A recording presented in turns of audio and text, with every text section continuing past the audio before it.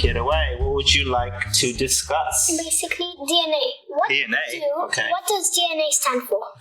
Okay, cool. No. So DNA stands for deoxyribonucleic acid. So deoxyribo, that's the D part. Nucleic is the N, and acid, the A.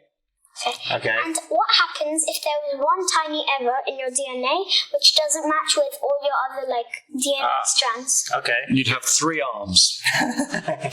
Could possibly. I mean, actually, no. No, just Okay, so first of all, let's explain what DNA is. You know, It's something which forms your genes and good. Makes you tall, small, more fat. yeah, all of it makes you. And it makes you look maybe unique or something. Yeah, exactly. So DNA is is the name of a chemical molecule, right? That is used to store your genes, so genes are the instructions to make a living thing. Okay, so any living thing, right? So not just humans, dogs, cats, all life has some sort of DNA or RNA, right? And in that, those are the instructions to not only to make that living thing, but also it determines how it would function as well. What's RNA? Okay. That's DNA. Yeah, that's ribonucleic acid. So it's DNA. Okay, there's a thing. You know the structure of DNA. This is where that model would have been useful. Like a spiral. Yeah, you take a ladder and you twist that ladder, and that's your DNA structure. It's double strands. So two strands. It's like 2 spirals. Yeah, exactly. That's the double helix structure. RNA is just a single strand. So it's a bit simpler, probably even older, right, than DNA. And even so some living things like bacteria, they actually have RNA and not DNA. Okay?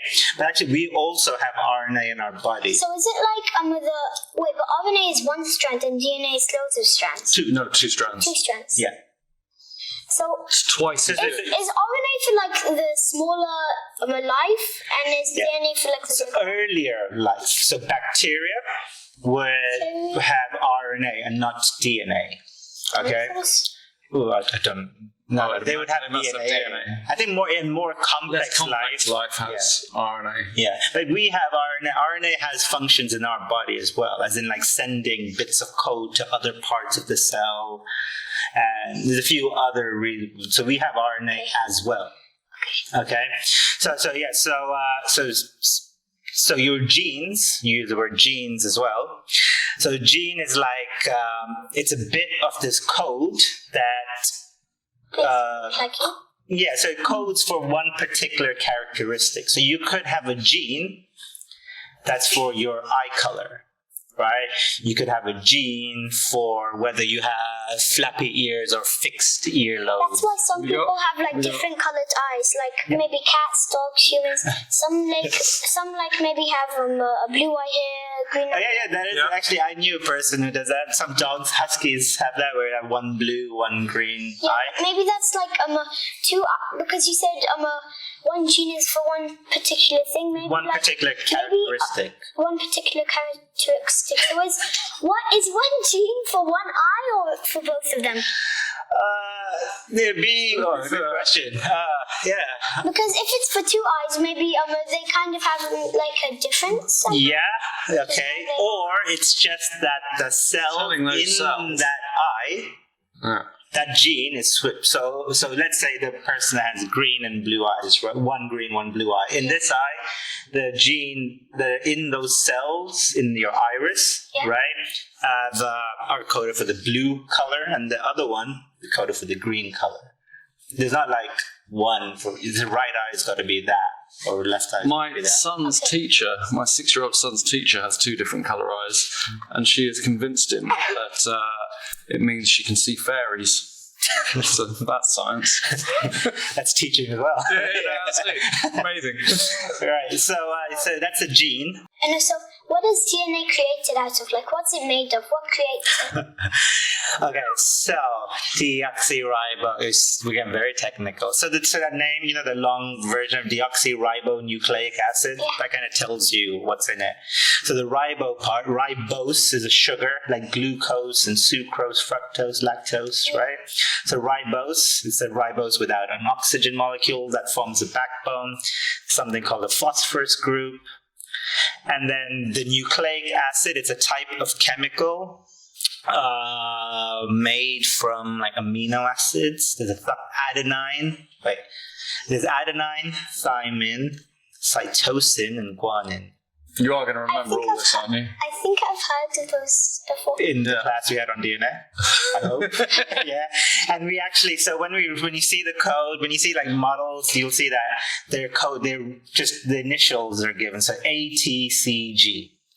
But what if there's does it have to be with one in particular, like maybe A with T or B with C or something? B with T, yeah, I'd say B, but yeah, so A and T.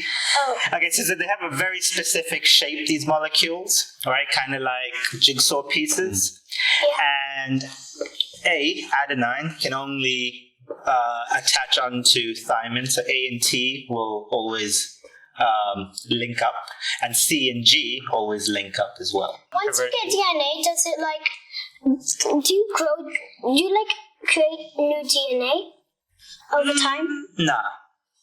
So what if, is it possible? But your DNA will change though. Is it possible for someone to lose DNA somehow? Sort of. Okay, so the quality of the DNA as you get older, and it's part of the reason why you get older, right, is because your DNA kind of doesn't, it's like, so going back to the book analogy, they're like pages missing in certain cells. So certain cells are not getting the whole copy, or someone scribbled in and written some other stuff. That's like a mutation, right? So there's certain, as you get older, which is why our bodies kind of start to break down. So you have that to look forward to. Yay! Right? But so they don't your cells, they're just not working with the full code anymore, full instruction manual. We've lost the instruction I think this is kind of hygiene DNA-ish, but you said bacteria has RNA. Well remembered. Good job. So the bacteria that goes on your teeth, which maybe makes it yellow or black, maybe is that putting some kind of bad RNA or DNA onto your teeth? No, you're not absorbing the. No, you don't. You're not going to affect your own DNA or absorb the bacteria into your instruction manual. But those bacteria are a problem in their own right. Yeah. Okay.